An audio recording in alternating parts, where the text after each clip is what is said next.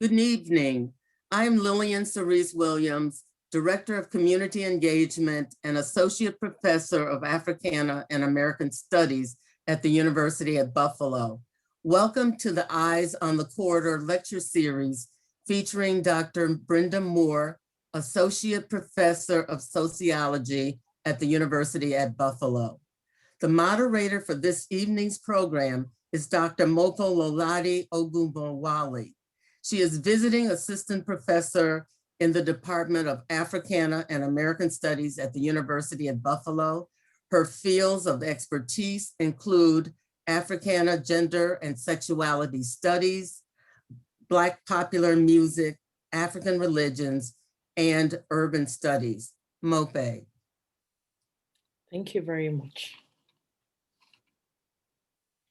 Thank you so much, Dr. Williams, for that wonderful introduction. I would go right ahead to introduce Dr. Brenda Moore. But before I go into that, I'd like to begin by acknowledging the land on which the University at Buffalo operates, which is the territory of the Seneca Nation, a member of the Adosene Six Nation Confederacy. Today, this region is still the home to the Adosene people, and we are grateful for the opportunity to live, work, and share ideas in this territory. It gives me great pleasure to introduce our speaker tonight, Dr. Brenda Moore, an Associate Professor of Sociology at the University at Buffalo. She received a Ph.D. in Sociology from the University of Chicago and has been on the UB faculty since 1988. During her tenure at UB, she has held a number of guest scholar positions across universities and research centers in the United States, including Cornell University, the University of Maryland, College Park, the Defense Equal Opportunity Management Institute, Patrick Air Force Base, Florida, and the Naval Research and Development Center in San Diego. Dr. Brenda Moore is the author of the books To Serve My Country, to Serve My Race, the story of the only African-American WACs stationed overseas during the Second World War. Our second book is titled Serving Our Country, Japanese-American Women in the Military During World War II. And she's published numerous other scholarly publications to include a special edition of Armed Forces and Society and other journals, articles, and book chapters. Our widely acclaimed book, To Serve My Country, to Serve My Race, is about the 688th Central Postal Directory Battalion, an all-Black female unit that served in Birmingham, England, and Rouen, France during the Second World War. The unit has currently been nominated for a US Congressional Gold Medal. Dr. Moore continues to engage in active research and publications that chronicle the stories of marginalized populations, such as women, African American and American Indian veterans, persons with disabilities, and transgendered service members in the US military, among many others. Our latest co-authored article focuses on Native American veterans and will soon be published in the Journal of Aging and Health. Beyond several conferences and serving on several academic and policymaking committees in the United States and internationally, Dr. Moore is a recipient of numerous awards, honors, grants, including the 2021 Office of Naval Research Visiting Faculty Fellowship Award. And with that, I would like to welcome Dr. Brenda Moore as she gives her talk tonight.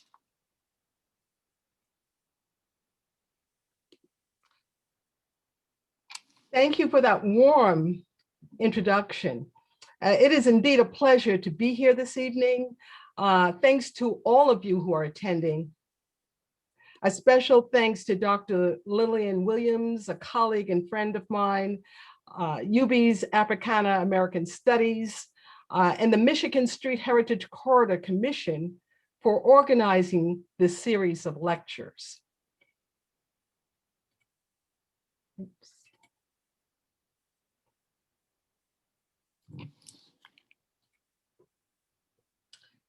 As we celebrate Women's History Month, let us not forget the women who have served and continue to serve in the American Armed Forces.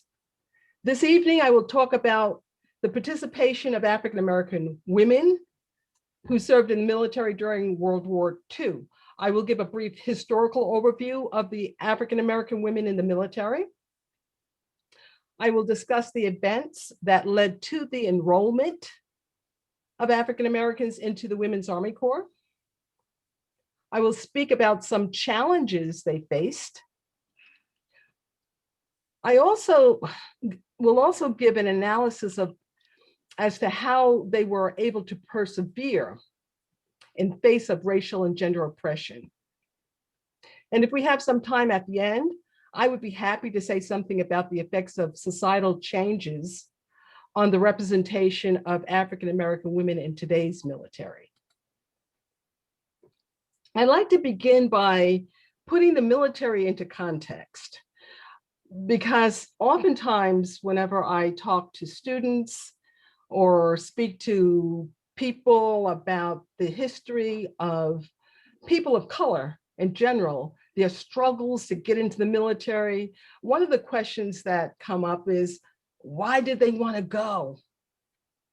What made them struggle so hard to go into an institution that didn't want them? And I think that it's important to put the military into context. Military service has been the hallmark of citizenship, and this is globally.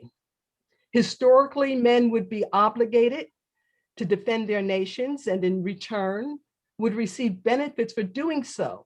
And those benefits would be in the forms of pensions. In the United States during World War II, military members received benefits associated with the GI Bill for serving. In the United States, rights associated with citizenships were reserved for white males. Serving in the military was a privilege. And this is because racism obstructed citizenship rights for African Americans, Asian Americans, Latinos, Indigenous people, and other people of color. The ideology of paternalism obstructed citizenship rights for women. US viewed women as being less capable than men and in need of protection. Consequently, the subject of using women in the military throughout the years and even in contemporary times sparked heated debates. I think it's important to realize that we've got to talk about race as well as gender, because at the intersection of race and gender is a story about African-American women. It's not enough just to talk about race. It's not enough just to talk about women.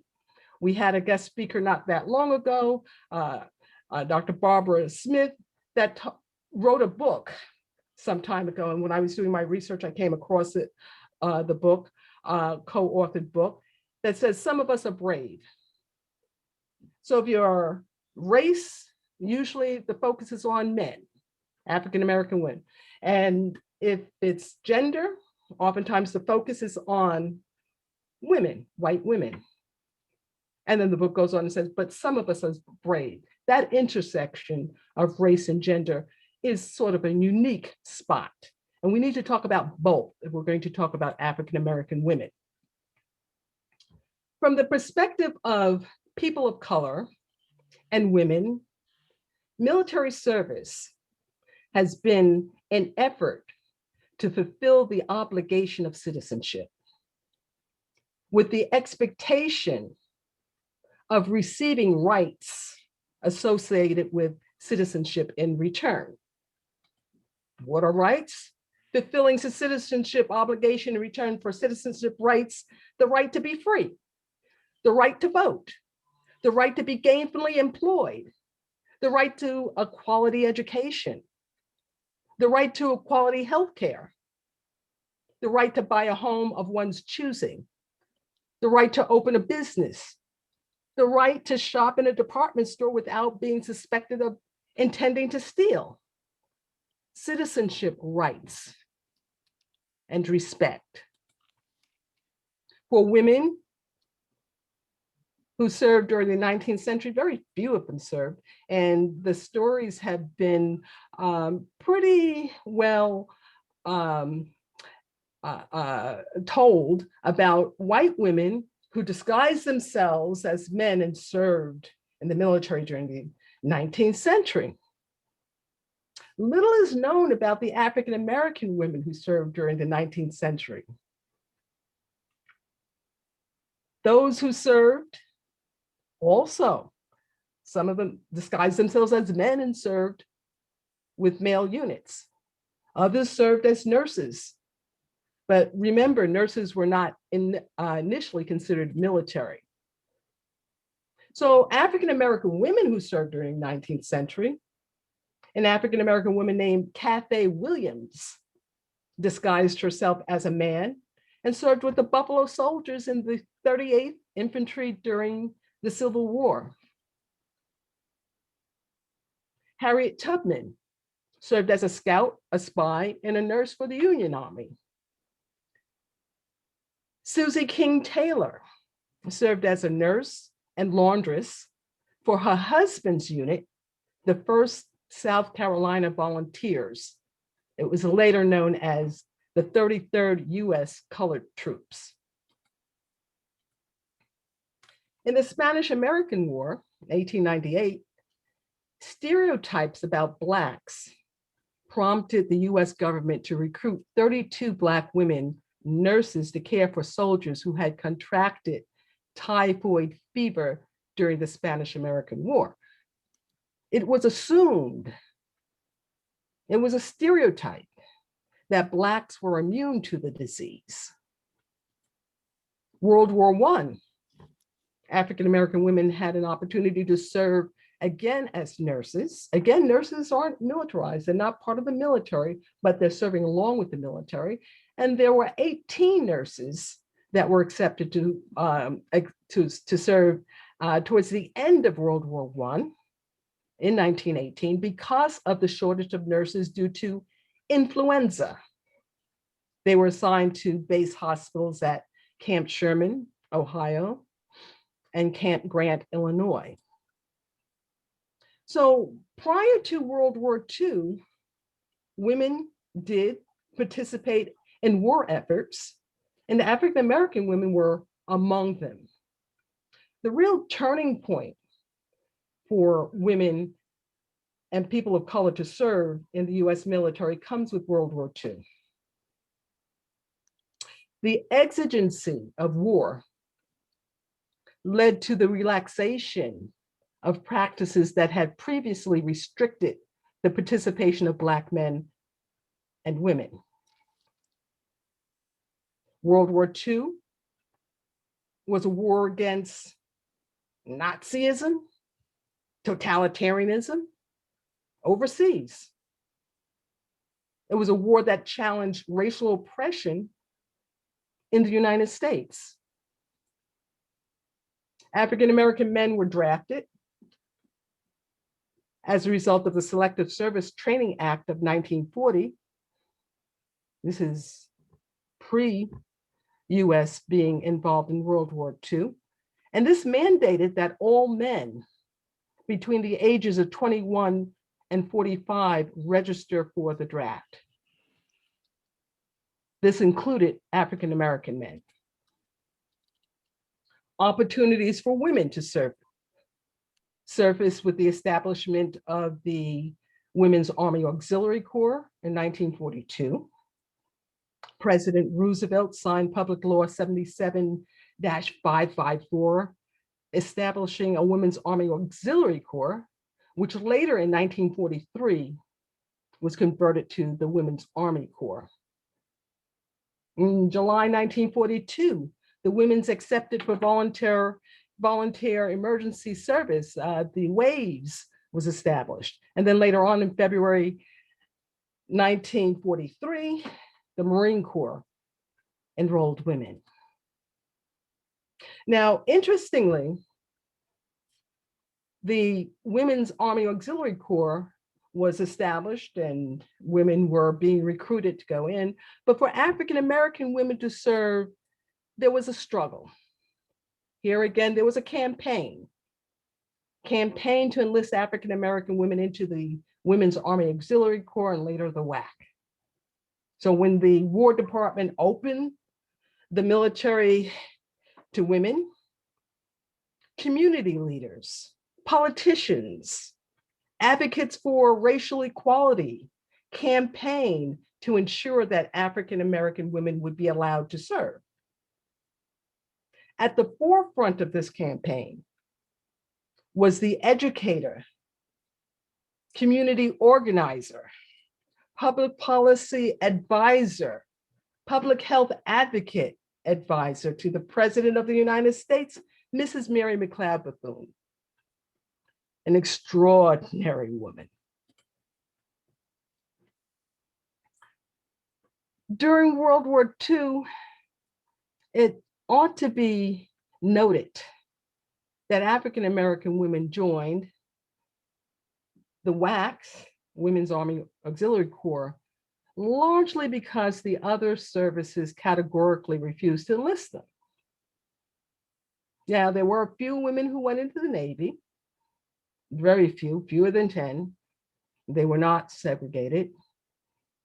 But the bulk of the African-American women, and by the time the war had ended, it was close to 4,000 of them, served in the Women's Army Auxiliary Corps during that time. And I might add that the greatest representation of African-American women in the military today is in the Army. That's not to say that they're not in the Marine Corps, not in the Navy, and not in the Air Force, although in World War II there wasn't an Air Force. But it's to say that the concentration or the largest representation of African-American women in today's military is still in the Army.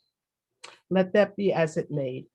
What's interesting here for our story of World War II is that of the 440 women who attended the first Women's Army Auxiliary Corps officer training school, which was held at Fort Des Moines, Iowa in 1942, 40 of them were African Americans. And those 40 women were selected by Mary McLeod Bethune.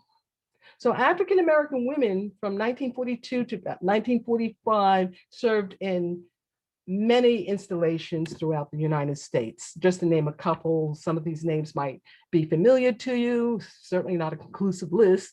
Fort Huachuca, Arizona, Camp Shelby, Mississippi, Camp Rucker, Alabama, Fort Sam Houston, Texas, Fort Benning, Georgia, Camp Breckenridge. So you had women, African-American women, serving throughout the United States. Like African-American men, Black women served in racially segregated units. WAC detachment number 2 was the designation for colored. They often face blatant discrimination. And like their male counterparts who also experienced blatant discrimination, African-American women challenged the United States system for the racial apartheid they experienced. I just want to give a couple of examples of what I'm talking about when I say blatant forms of racism. And I say that because of the fact that there are so many blatant forms of racism in 2021, but little is known to some who probably were just born in more recent years the blatant racism and sometimes the similarities of that racism that existed during the World War II era. One example that I want to talk about is the example of a Black WAC, and this woman's in the Army Corps. She's in uniform. She's from Syracuse, New York, and she is taking the train to Kentucky on duty. And this happened in July 28, 1945. And the colored only waiting room was full. So she went over to the white only waiting room and sat. And she was confronted by a white police officer who proceeded to beat her terribly, that she was hospitalized. Her family didn't know where she was for a few days. And when she was beginning to recover from her wounds, she learned that the War Department was court-martialing her because she disobeyed the laws of Kentucky. All right, this is a blatant form of racism. Another form of racism that Black women in the military experienced during World War II was that many of the commanders at installations didn't want Black WACs to be in their installation, so they would not make a requisition for them. They wouldn't request Black WACs for their installation. And then whenever Black WACs were ready to be assigned, they would just refuse to assign them to their installation. So it was difficulties associated with being assigned to installations due to racism. Many commanders just did not want Black WACs again on their installations. Then whenever they were assigned to installations, oftentimes a problem that surfaced was being malassigned. And this happened often when African-American WACs were given permanent duty stations. So they finally find a permanent duty station and they're there. And even if a Black WAC scored high on the military entrance exam, they were not assigned to occupations oftentimes that were commensurate with their abilities.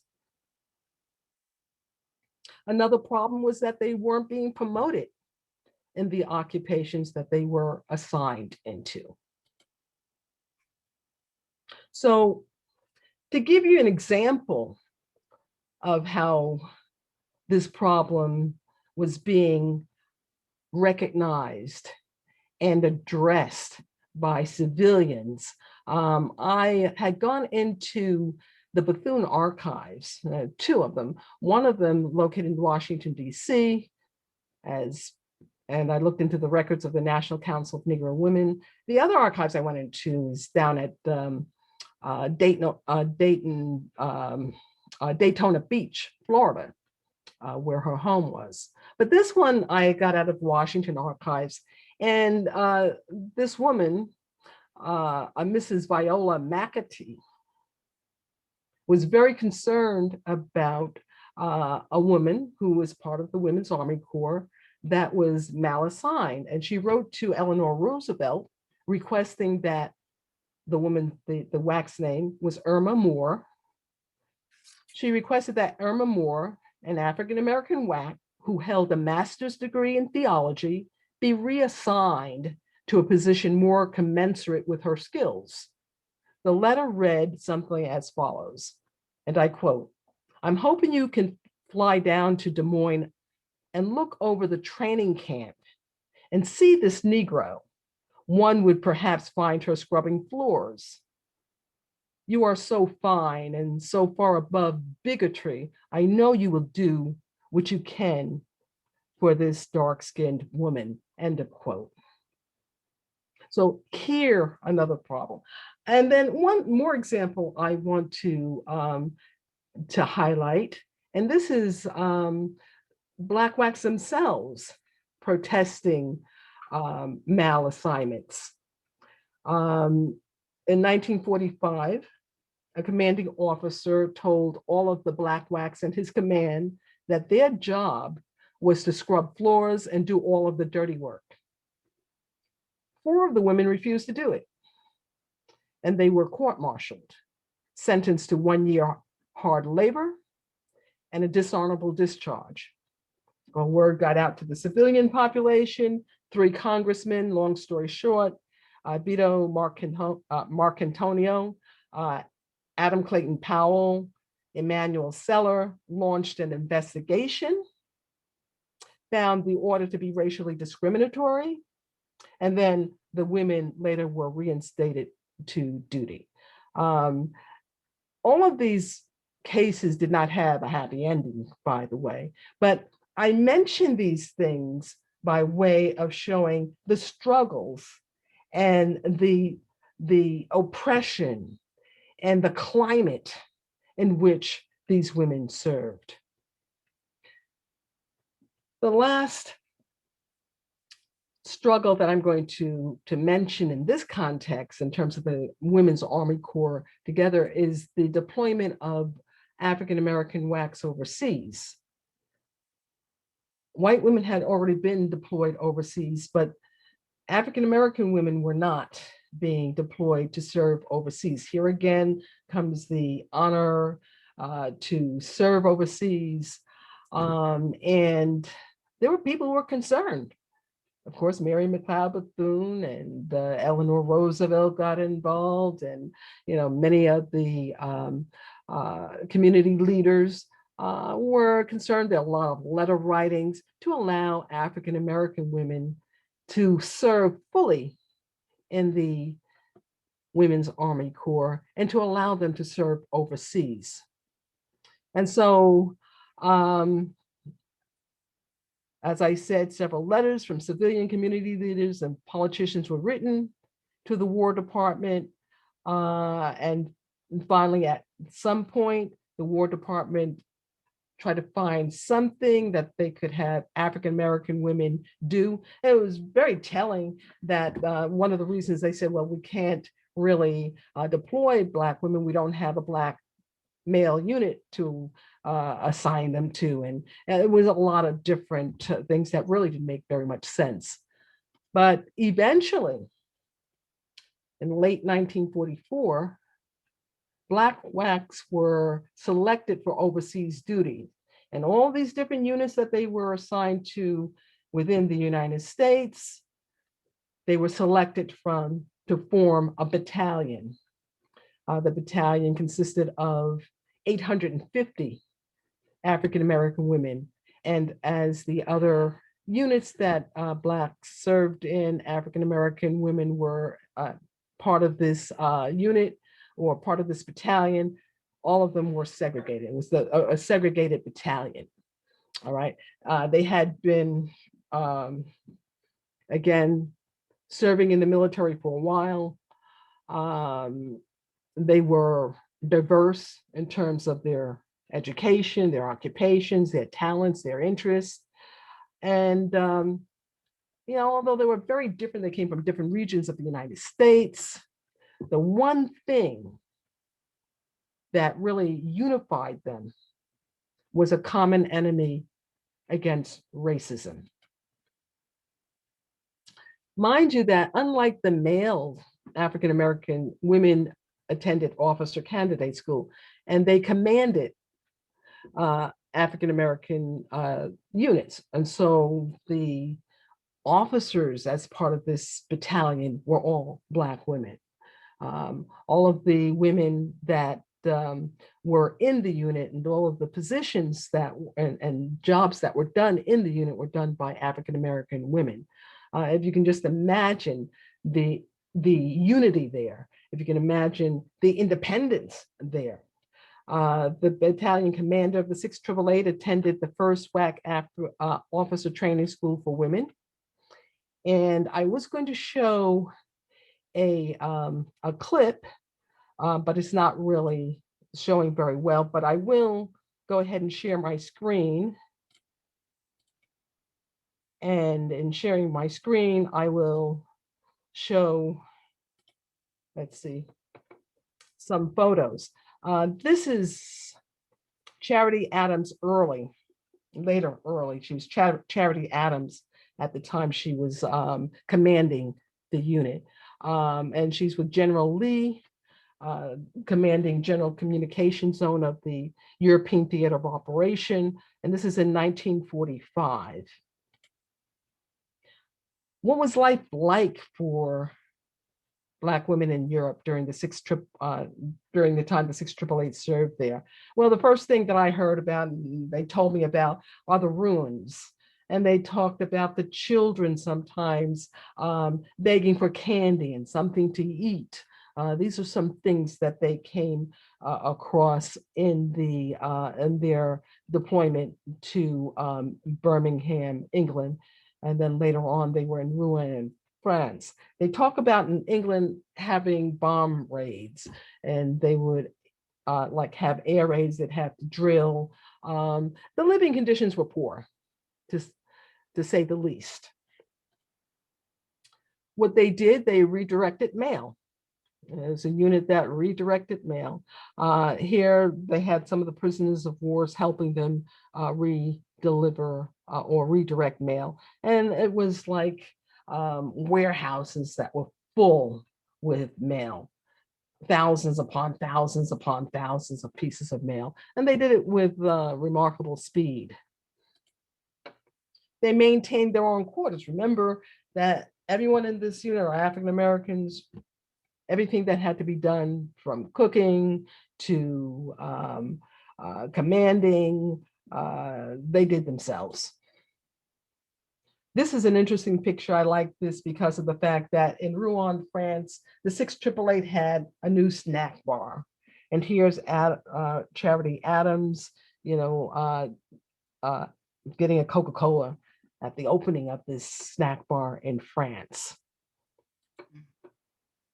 There was the 549th Engineer Company in France, consisting of male.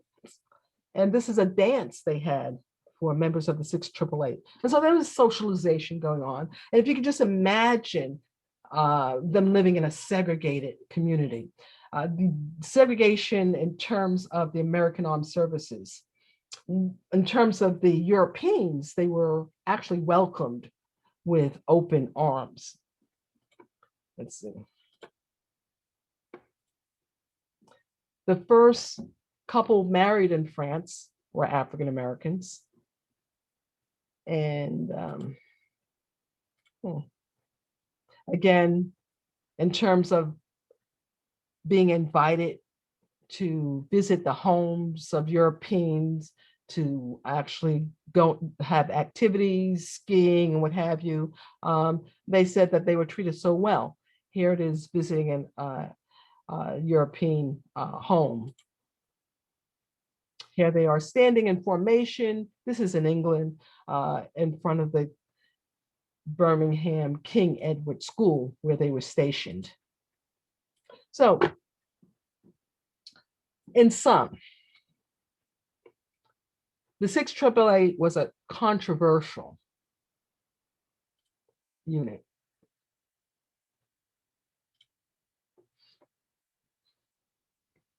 Resulting from socio-political campaigns to allow African-American Wacs to serve overseas.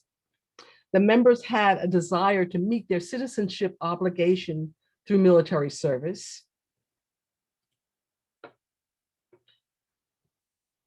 What's important, and I show a lot of examples of this, is that the battalion was a cohesive unit. And I'm going to argue that the race and gender discrimination members of this unit experienced unified them. It gave them the determination to perform beyond expectations. What I'm saying is that they didn't allow it to demoralize them. All of the women I interviewed for my book on this unit stated that they were treated with dignity and respect in Birmingham, England, and in Rouen, France. Europeans did not discriminate against them due to their race. and again, members of the 688 interacted with Europeans socially as guests in their homes, in public establishments, such as recreational centers and pubs. So some of the social outcomes that actually materialized after the war, in 1944, and I think I'll share this. In 1944, there was the Army's Gillum Board established to assess the performance of Black soldiers and to find out whether or not it would be efficient and wise to desegregate the military. Stauffer's studies of World War II revealed that the more contact white soldiers had with Black soldiers, the more favorable they were towards racial integration contact theories. By 1948, President Truman signed Executive Order 9981, officially desegregating the armed forces. And this predates Brown versus Board of Education. Thus, the military was at the forefront of racial, I should say, desegregation more so than integration. 1948, there are changes for women. Women Armed Services Integration Act takes place, provided a permanent status for women in the military, placed a 2% limit on the representation of enlisted women, and a 10% limit on the representation of women officers. So between 1941 and 1945, thousands of women served. This different figure every time. Some figures I see is 400,000, others is 375,000, but let me just say thousands of women served in the military during World War II, and among them were African-American women, and some of whom were members of the 688. And that's my book. Now, let me just say quickly, I have like 3 minutes to do this. I know that I'm a little over, but the all-volunteer force marks yet another turning point in the representation of African Americans and women. Late 1970s and 80s, more opportunities for women to serve. Monetary and work benefits of military service became an attractive career option to many racial minorities and women. Women made up 3% of the active duty force in 1974. 5 years later, the number of women in the military had increased threefold, and the number of African American women had increased fivefold. At some points, African American women were outnumbering white women in the higher enlisted ranks in the Army. 1990s, even though a study I had done in 1990s with a captain from the Navy, African-American women were less satisfied on a survey, a large-scale naval survey known as the NEOSH, Naval Equal Opportunity Service Climate Surveys. And it showed that African-American women, even when they were officers, the officers particularly, not so much the enlisted women, the officers were less satisfied with the climate all the way across. Yet they were serving longer terms of service. They did not separate from service before their terms had expired, as often as members of other racial and ethnic groups. White women had the lower propensity to go into the military and were less likely than African-American women to complete their term of service.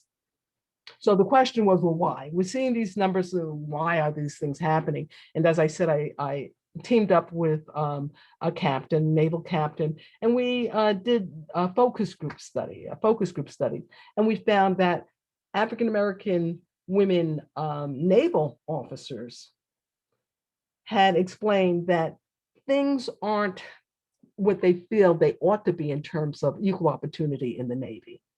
However, they felt, and this is in the late 90s now, they felt that the option, it was a better option, still a better option than they had in the civilian world.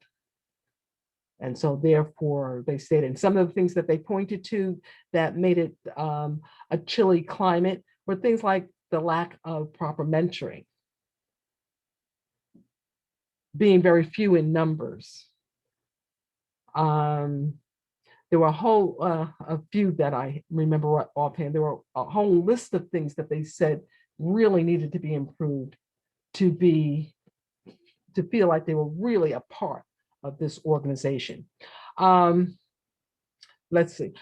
Some of these things I talk about more contemporary military and African-American experience in the more contemporary military in a chapter that I wrote called Military Women Changes in Representation and Experiences. And in this chapter, I don't just talk about African American women, but I talk about women in the militaries globally and various militaries in different countries as well.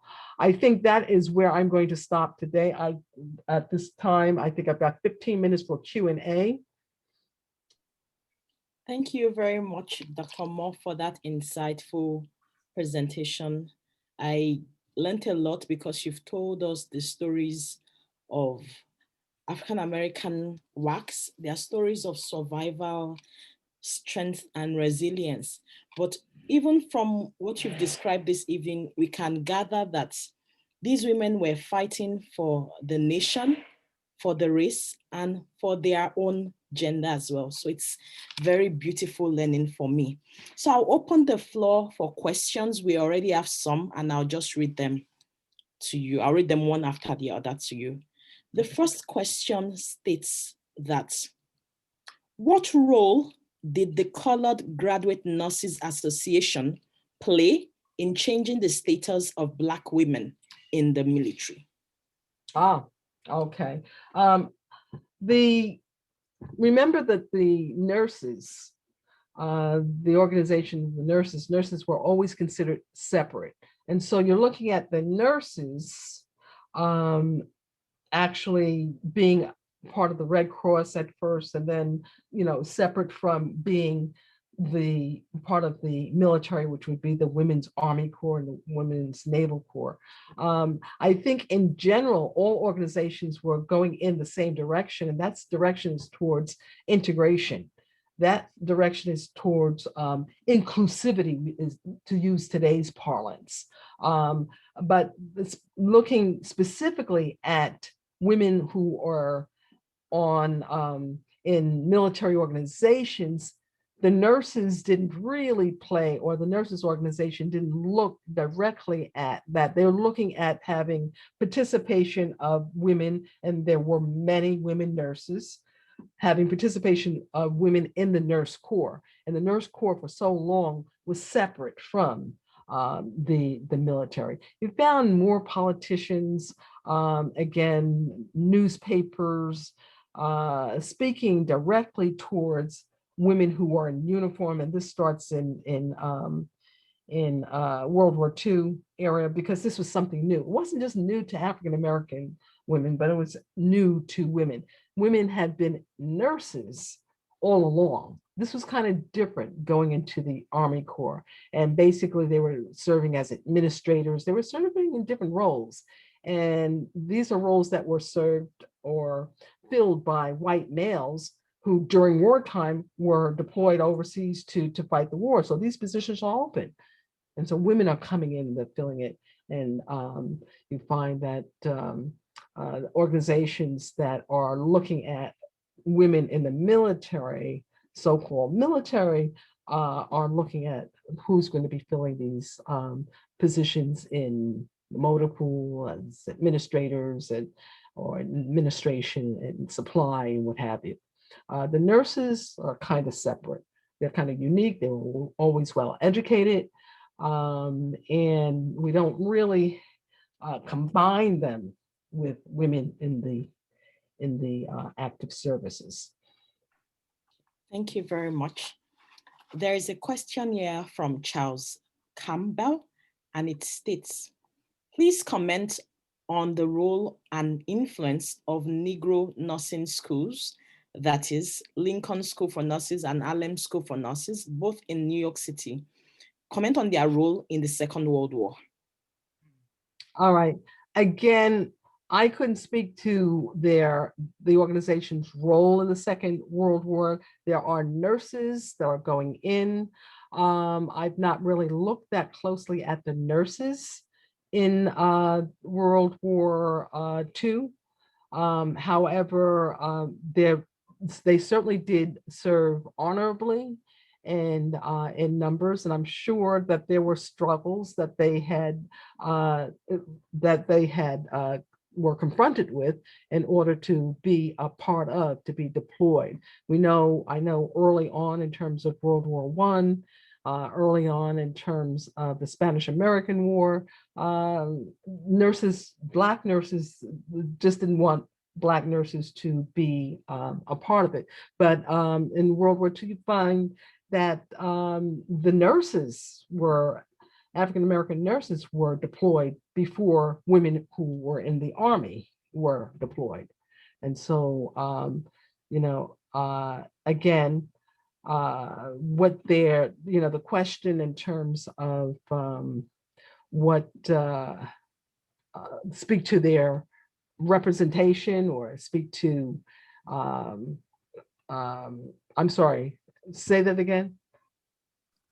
Their role in the Second World War, the Right. nurses. Speak to what they did during World War II. They were actively participating. They, I got some visuals of them, but I didn't really spend close attention to the nurses and track them all the way. So I can't really speak too much about them. Thank you very much. I'm curious to why the African-American Wacs did not experience racism, did not experience racism in Europe. In your presentation, you talk about how they were very warmly welcomed in Birmingham and in France. Mm-hmm. And I kind of know that there was a lot of racism and racial segregation in those countries. So why was their experience different in that sense? That's interesting, because it wasn't just the women who were experiencing a warm reception. Even the African-American men were experiencing warm reception. They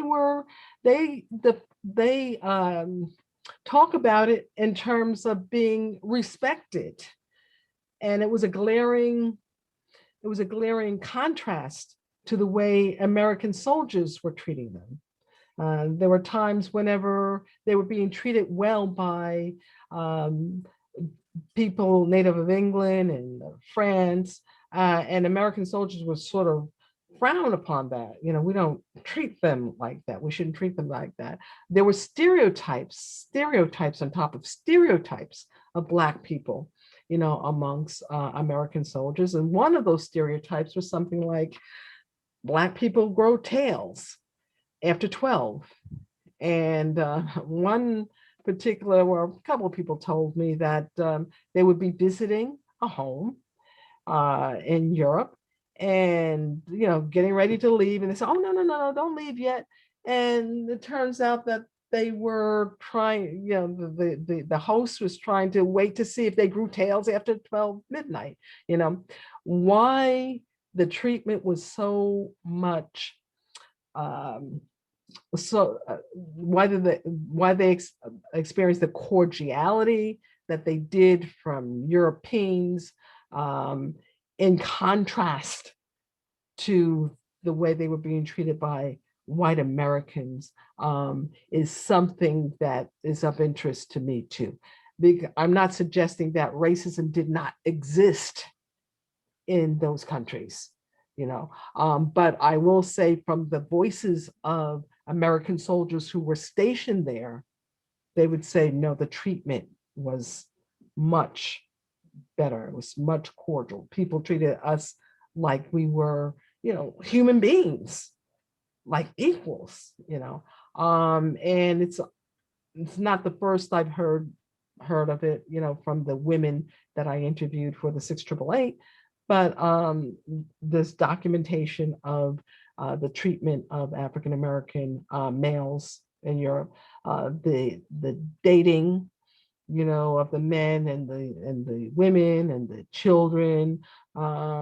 It gives the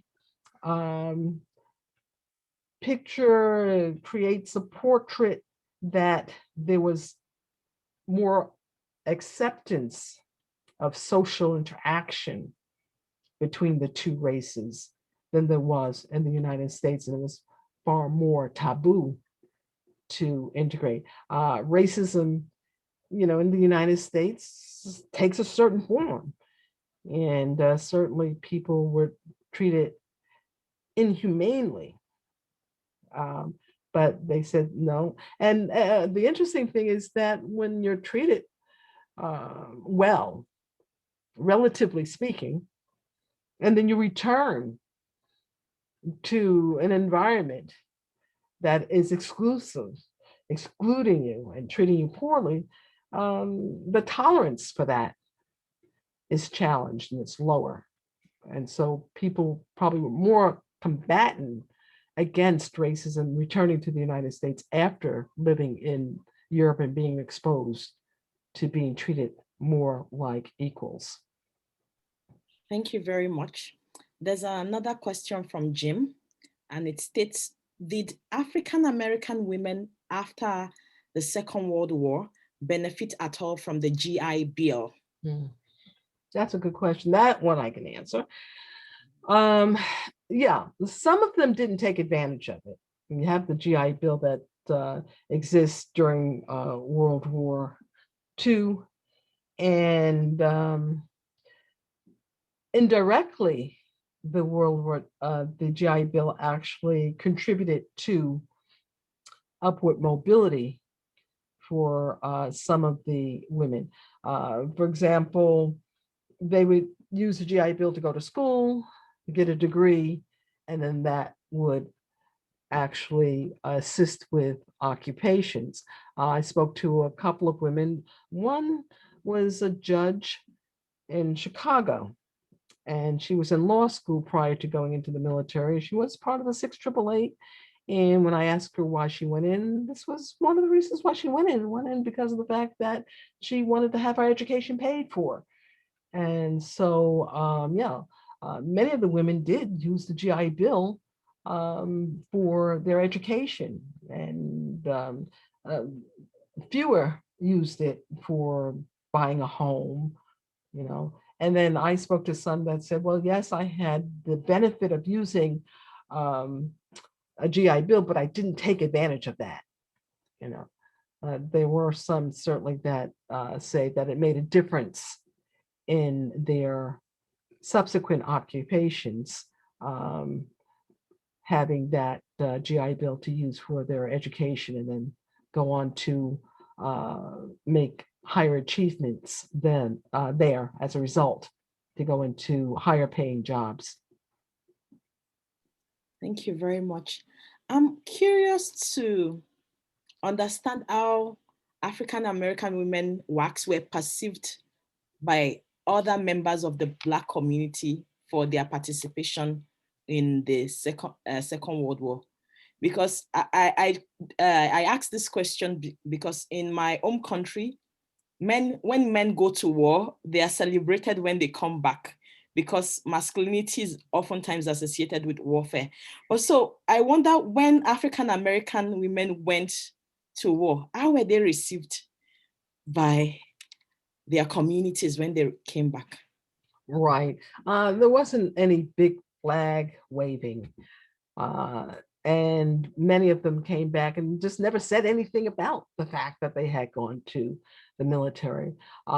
As one person had told me, that it wasn't something that you would talk about because still being a part of the WAC was something that was somewhat stigmatized. And so there were a lot of stereotypes about women who went into the military. And so she says that wasn't something that she would talk that much about, coming back. And so it wasn't really the recognition of service so much for these women when they came back. And much of the recognitions or the recognition that they have been receiving has been more of late. People looking back in retrospect saying, these are some of the accomplishments that were made by this unit, and they fell into obscurity. And so therefore we need to recognize them if we're going to right or wrong. And many of them aren't even living to gain the benefit of being being appreciated or having their service appreciated from having served overseas.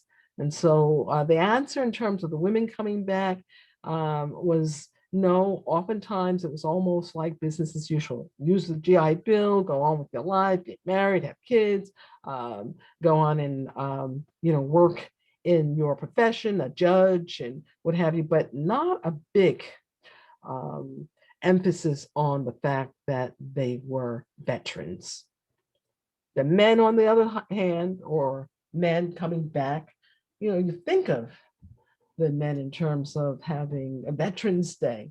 And always there's a mention, well, even though African-American men weren't getting the recognition that they deserve, you say, well, no, such and such a person was in the military. And so there's a certain, honor that goes along with it. But the women were more, they didn't speak about it as often.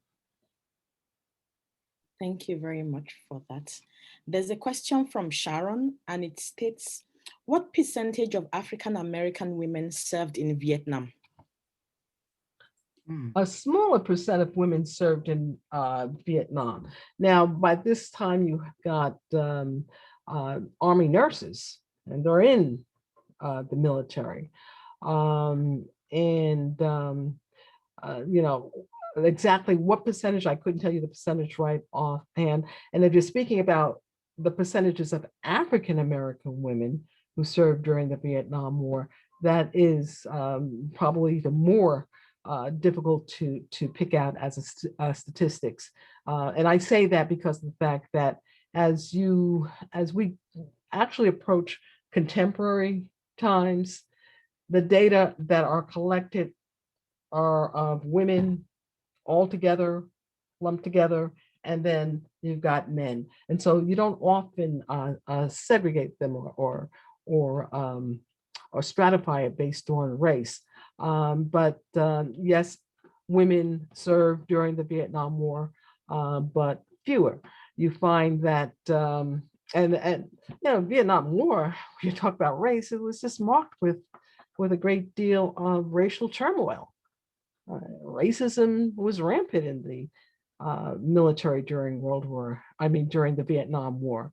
Although the military was desegregated, there were blatant malassignments and the lack of promotions on the part of Blacks and large numbers of so-called bad discharges. And the people who were being the recipients of this and the people who wrote about this weren't Black women, they were Black men. And so a lot of men who were, got to realize during that time, Vietnam War, you've got the civil rights movement that's going on in the civilian sector. That's the time that African-American were defining themselves as being Black and proud, having some pride and heritage. And this isn't just going on in the civilian sector, this is going on in the military at the same time. And so just as there's riots in the streets, in urban areas during the Vietnam era, there's riots in the military. There's riots in Vietnam. And so there's a great, when we think of Vietnam, when I think of Vietnam, what I know about Vietnam, not so much looking at what was going on with African Americans separately, but what was going on with African Americans in general, and the large numbers of confinement, Black males that were being thrown into jail, Black males that were being thrown out with dishonorable discharges, and the focus not so much on women. So there's a few women that I know who served during that time, but not a lot to talk about. This has been the experience of African-American women during that time. Now, again, serving in country, few served in countries. Others served in other countries like Germany during the Vietnam era. I served in Germany during the Vietnam era. I was the only one, very few women, period. And, more African Americans, women were going in, but here again, not a whole lot of focus on women. You find the focus on women coming as a result of the all volunteer force. When the draft was eliminated, you have an all volunteer force. Now you've got opportunities for women to go in, and the emphasis is on a career because there are very few, people don't have to go into the military to get the GI Bill anymore. They can get educational benefits without going into the military. So you've got the GI Bill without the GI. White males, demographics going down, fewer in numbers, and not having the propensity to go in. And so you find women going in greater numbers and filling different roles. And you find African-American women going in greater proportions. So this is after the Vietnam, and the turning point is the all volunteer force, which starts in 1973. And you don't really see the results of that until towards the end of the 1970s. By the time you get to 1976, 1979, you're tracking the numbers and you're actually stratifying it based on race. You see a big representation of African-American women. But Vietnam is characterized more by race than it is by gender. Thank you very much. So there is a question here, but I'll state the question and add an extra question to it. So the person says, what made you decide to enlist? And I also want to add to that, why did you choose to tell this story? So what made you enlist? The story of African-American women in the military. During World War II? Yes. Well, maybe okay. So what made me decide to tell the story of African-American women in the military during World War II first? Can I answer that first? Yes, that's fine. Okay. So what made me decide to tell that story and to write that story in 1996 was that I was looking at the representation of women in the military and stratifying it based on race. I was writing about African-American women's representation or African-American women being overrepresented in the all-volunteer force. So my focus had been the all-volunteer force. And I wanted to know, well, what happens? Is this going to translate into greater economic gains when they get out? My research question was, what was the effects of going into the military and getting out? Were you trained? Did you get the education, occupation to go into, greater mobility, economic mobility? And what I was finding was something like, well, African-American women are in the enlisted ranks. They're going, they're staying in, they're being promoted. They're doing well so long as they stay in the military. But when they get out, they can't seem to translate it into occupational gains. That's what I was seeing. And so I was talking about that. I happened to be at the University of Massachusetts in Boston.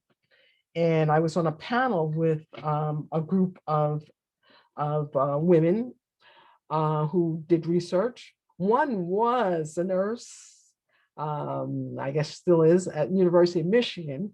And that question about nurses, I wish he was here to make a comment on. And one of the women, as part of this panel, was a World War II veteran who served with the 6888 Central Postal Directory Battalion, a battalion that I knew nothing about. And she would say something like, she would talk about the experience during World War II and, her own personal experience with being discriminated against and how, the American white soldiers treated them so poorly. And that whenever they had an opportunity to go overseas, that this is something that she really wanted to do. America was the only country she knew that was her home. And I knew nothing about this. And she said that, in order to go overseas, Eleanor Roosevelt had to get involved in that. Mary McLeod Bethune was good friends with Eleanor Roosevelt. I knew nothing about that. That's why I knew I had to write the book. And so I wrote a proposal and got funded. And this is when I was at College Park, University in the 90s, University of Maryland College Park. And I proceeded to go all over the country and collect oral histories. And so I actually visited these women and did extensive interviews, multiple interviews, over time. And that's how I became educated on the women's in the Army Corps during that time. Now, not only did I interview the women, but I also interviewed some of the women who were part of that first group. People like Martha Putney, a former historian from Howard University, who was part of that first group. She wasn't in the first WAC officers class, but she was like in the second or third. People like W. Roundtree, who was a attorney in Washington, D.C. I should say the late W. Roundtree, the late Martha Putney. And so I spoke with them about their experiences, and they were generous enough to let me look into their files. And so I visited Martha Putney at her home in Washington, D.C. many times. She said, just don't interrupt me when I'm watching football. She says, you can go and you can look at all of these, records if you like, but when the football game's on, don't say anything to me. I said, okay, that's fine. And so it was quite an eye-opening experience. I had an opportunity to go down to Tuskegee, and not just the Institute, but the home of Noel Campbell Mitchell, who was the executive officer. She was second in command of the 688. And it was amazing. That was her family house. And so she would, tell me where we're sitting now, Booker T. Washington, and, the woman, she said, do you know Miss Evers' boys, that nurse used to sit here, and, George Washington Carver was her brother's godfather, and we had great conversations. I think I probably collected enough information for maybe 3 or 4 books.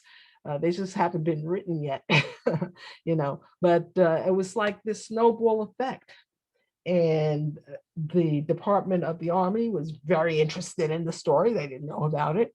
And the book was one that was used as required reading for military sociology at University College Park in the Department of Sociology. Now, what was the other question?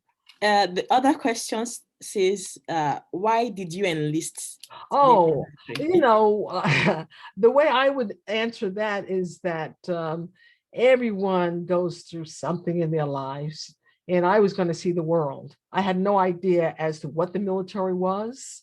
I just felt that it probably was something honorable to do, but I was going to see the world. And I was so clever at that age, in my early 20s, I was going to see the world on their dime. Little did I know I would only see a portion of the world in the length of time I was there, but that was pretty much my interest in going in. But once I was there, I realized what it was like to be in a formal organization with a bureaucracy. I had to learn where I fit in that bureaucracy. And then it looked like it was way down on the totem pole. And I had to learn how to survive in it. And so there were some lessons learned. And I realized that when I got back, I wasn't going to turn around and, didn't turn around for a long time.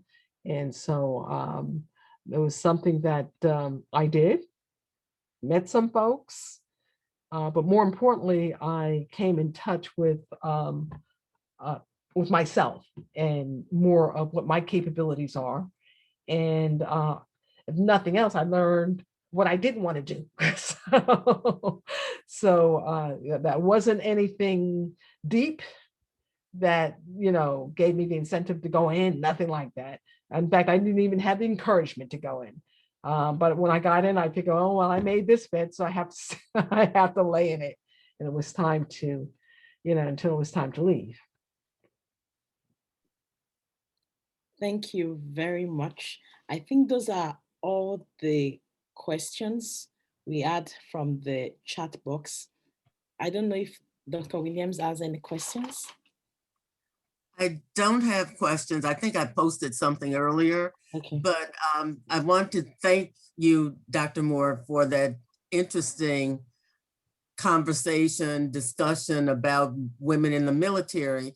I also want to thank those who have supported this endeavor, particularly tonight, and those people who are working behind the scenes, Audrey Clark and Dave Jordan. Thank you. Thank you, Mope. And thank you all for coming, and please come back next week when I will be talking about the Michigan Avenue YMCA and the architect, John Brent, through the eyes of the late Christine Parker, who created a documentary focusing upon him. So it'll be a tribute to her, and we'll learn a lot about this institution and the role that it played in the African-American community. So thank you all. Have a good night. Thank you.